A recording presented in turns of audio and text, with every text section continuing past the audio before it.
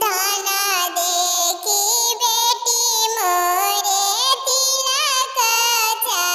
चढ़ाइले बर देखी रचिले बिया बर देखी रचिले बिया ससुरा के हाल नाही जननी बेटी हो ना जननी करम तोहार नाही जननी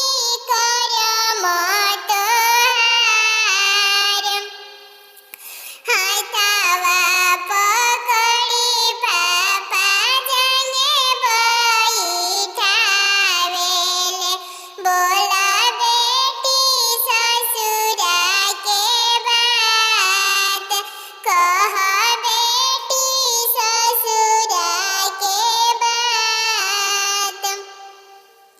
कैसन हई बेटी सासु से ननद कैसन हउवन दामाद कैसन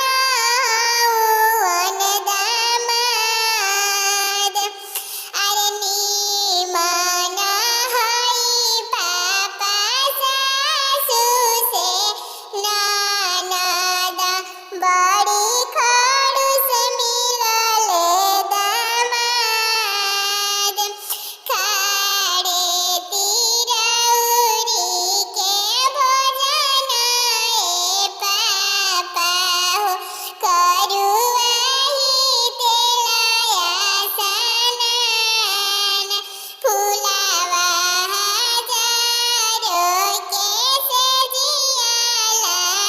गवनी हो ताई से जिया सोइले अकेल